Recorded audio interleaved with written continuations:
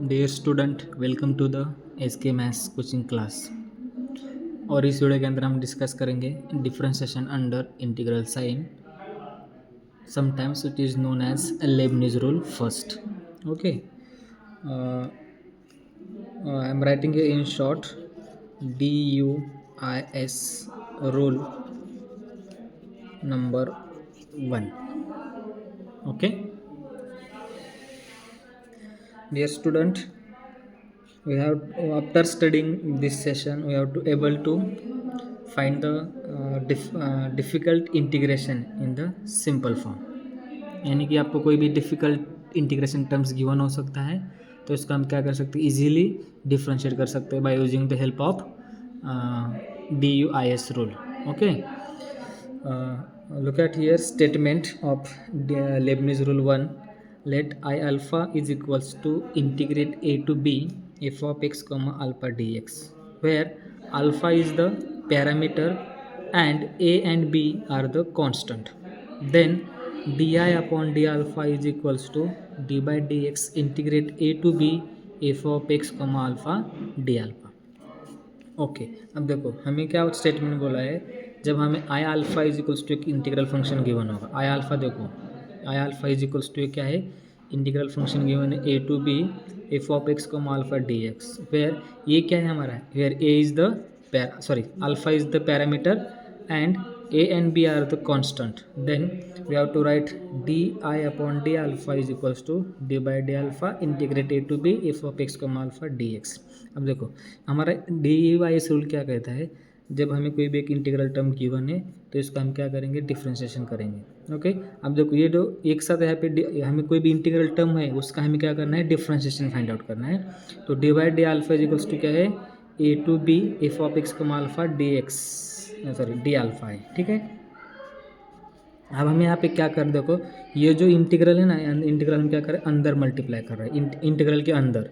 तो देखो जब ये डिफरेंशिएशन इंटीग्रल के साइड जाएगा तो किस में चेंज हो जाएगा, पार्शियल डेरिवेटिव में चेंज हो जाएगा. तो यहाँ पे देखो क्या है, integrate a to b as it is d by d alpha हमारा डेल बाई डेल अल्फा में क्या हो जाएगा, चेंज हो जाएगा. हमें पता है जब हमारे पास डी बाई डी अल्फा होता है तो इसका मतलब क्या होता है, differentiation with respect to alpha होता है. ठीक है, लेकिन ये चेंज होने वाला है किस में, डेल बाय डेल पर. तो यहाँ पे इसका मीनिंग क्या हो जाएगा, partial differentiation of with respect to alpha हो जाएगा. ठीक है, तो चलो देखो d this is also known as Leibniz rule. तो इस वाले इंटीग्रेशन को हम क्या बोलेंगे, या इस वाले प्रोसेस को हम क्या बोलेंगे, लेबनिज रूल बोलेंगे. ठीक है, एक बार आप इसका स्क्रीनशॉट लेके आपकी कॉपी में इसको आप राइट कर सकते हैं, क्योंकि उसका स्टेटमेंट आपको पता होगा तो उसके ऊपर कुछ एग्जांपल हम क्या कर सकते हैं, सॉल्व कर सकते हैं. ठीक है, अब चलो इसके ऊपर एक एग्जांपल देखेंगे. एग्जांपल में क्या बोला है कि शो दैट इंटीग्रेट 0 to 1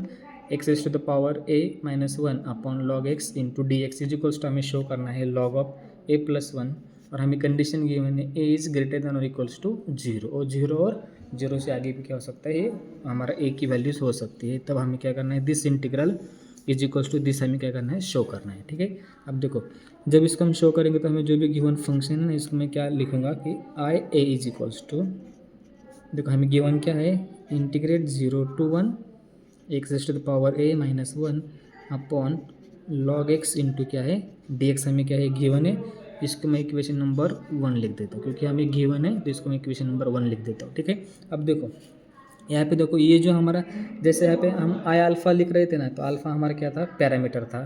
तो हम इसको क्या लिख रहे हैं, आई ए लिख रहा हूँ. तो यहाँ पे क्या हो जाएगा, fair A is parameter. Okay, ये क्या हो जाएगा, हमारा पैरामीटर हो जाएगा. एंड एक्स क्या हो जाएगा, x is a variable. Okay, x क्या हो जाएगा, वेरिएबल हो जाएगा. ए हमारा क्या हो जाएगा, पैरामीटर हो जाएगा. तो हमें क्या करना है, जब देखो जब हमारा ये वाला इंटीग्रल होगा तो हम इसको कैसे लिखते हैं, d I upon d alpha is equals to d by d alpha. बस यहाँ पे अल्फा के बदले हमें गिवन क्या है, ए गिवन है. तो इसको हम कैसे लिख सकते हैं, हम यहाँ पे क्या करेंगे, डिफ्रेंशिएट. ओके, बोथ साइड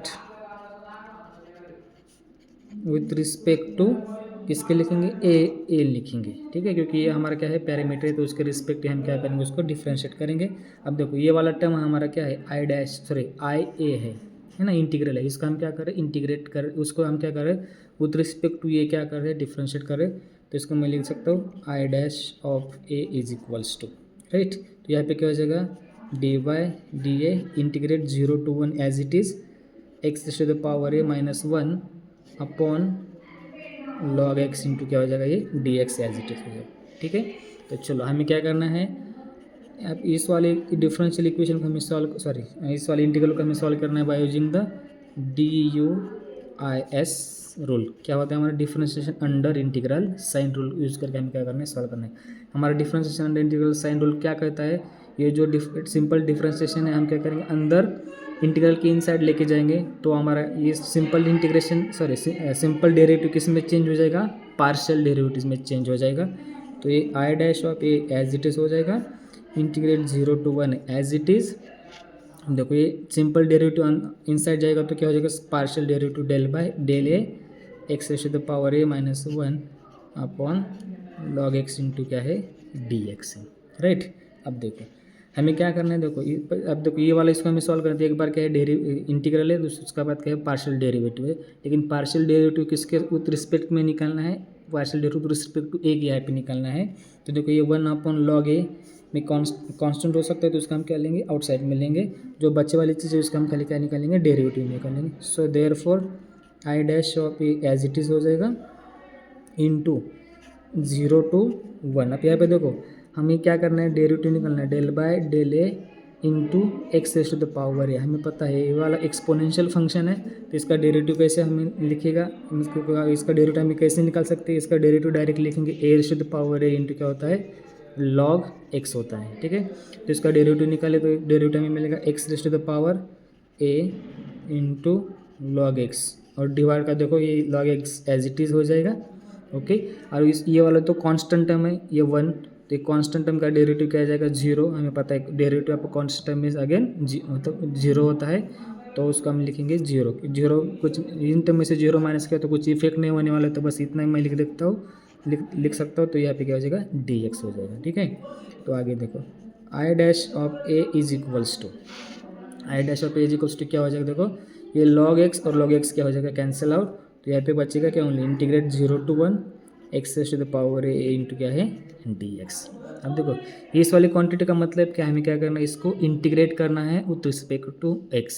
हमें पता है हमारे पास कोई भी x raise to the power n होगा तो उसका इंटीग्रेशन क्या होता है, x raise to the power n plus 1 upon क्या होता है, एन प्लस 1 होता है। तो बस यहाँ पे इसका इंटीग्रेशन निकालो, इंटीग्रेशन निकालने के बाद क्या जाएगा, x raise to the power a plus 1 upon a plus 1, और ये हमारा डेफिनेट इंटीग्रल तो उसकी रेंज हम पुट करेंगे 0 to 1, ठीक है। तो बताओ इसका आंसर हम देखो, जब ए के जगह पे 1 पुट कर दिया, सॉरी एक्स के जगह पे हम क्या का 1 पुट करना है, तो क्या हो जाएगा 1 raise to the power a plus 1 upon a plus 1, ठीक है।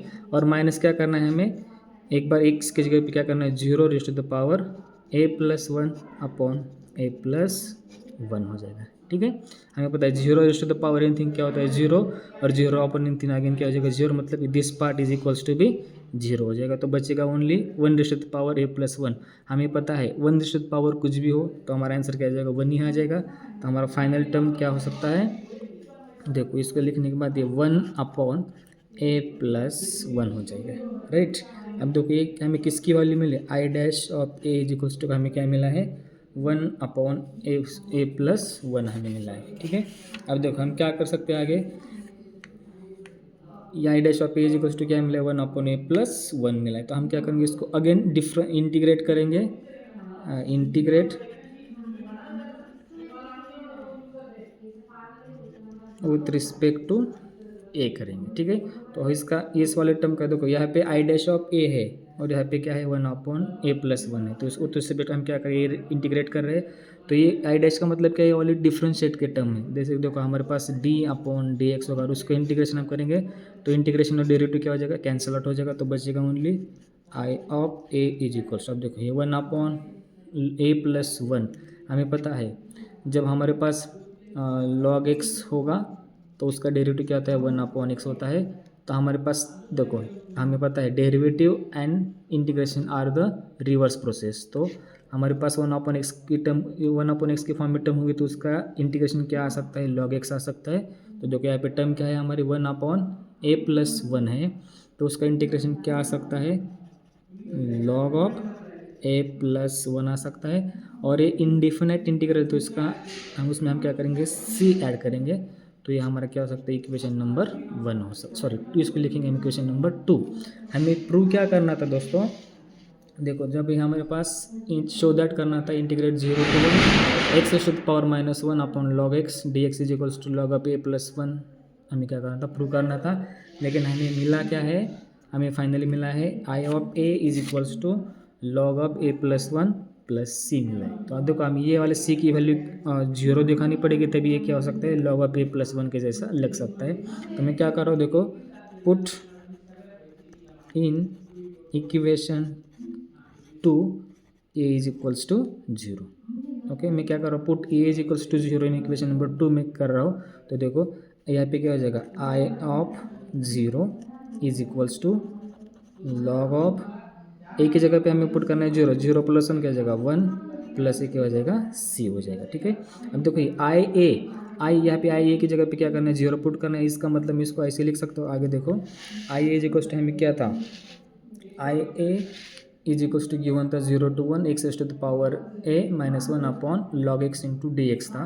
तो बस मैं यहाँ पे a is equals to zero put करना था, मैं इसको ऐसे डायरेक्टली लिख सकता हूँ कि integrate zero to one x to the power zero minus one upon log of x is equals to ये क्या हो जाएगा, लॉग ऑफ वन प्लस क्या हो जाएगा, सी हो जाएगा। ठीक है, अब देखो हमें सबको पता है लॉग वन की वैल्यू कितनी होती है, log one is equals to कितना होता है, जीरो होता है। ठीक है, और ये देखो ये वाले वैल्यू भी हमें क्या मिलेगा, x to the power zero है, तो ये वैल्यू क्या मिलेगी, जीरो मिलेगी, और आई वन की भी वैल्यू कितनी है, जीरो मिलेगी। ठीक है, तो मैं बाद में यहाँ पे लिख सकता हूँ ये zero is equals to log one की वैल्यू कितनी होती है, जीरो प्लस क्या है, सी। तो ये मैं डायरेक्ट यहाँ पे लिख सकता हूँ c इज इक्वल्स टू कितना हो सकता है, जीरो हो सकता है। ठीक है, अब देखो हमें c की वैल्यू मिली है ना, तो मैं क्या कर रहा हूँ, put c is equals to zero in equation number two. अब देखो इक्वेशन नंबर हमारा टू यहाँ पे है, I A is equals to log of a plus one plus c. तो देखो फाइनली हमें क्या मिल सकता है, I A is equals to क्या है, ये log as it is a plus one is also as it is, plus हमें क्या करना है, सी पुट करना है। ठीक है, क्योंकि सी की वैल्यू हमें कितनी पुट मिली है, जीरो मिली है। तो देयरफॉर फाइनली मैं ऐसे लिख सकता हूँ I A is equals to log of a plus one. Okay, और यही हमें क्या करना था, शो करना था। तो हम इसको लिख सकता हूँ which is equals to R H S, मतलब I A is equals to हमें क्या करना था, log of a plus one show करना था। ये हमारा फाइनल आंसर क्या हो जाएगा, फाइनल आंसर आ गया। तो देखो क्वेश्चन में हमें गिवन क्या था, शो दैट करना था ना, show that integrate zero to one x raised power a minus one upon log x d x is equals to log of a plus one. और जब हम इसको स्टेप लिख रहे थे, इस वाले टर्म का हम क्या लिखा था, आई ए लिखा था। तो मतलब आई ए के बार क्या था, ये वाली क्वांटिटी थी। ठीक है, तो फाइनली हमने वही प्रूव किया, यहाँ पे देख सकते हो आप। आपको वीडियो अच्छा लगा तो प्लीज़ वीडियो को शेयर करिए और मेरे चैनल को सब्सक्राइब करिए, लाइक करिए, कमेंट कीजिए। Thank you.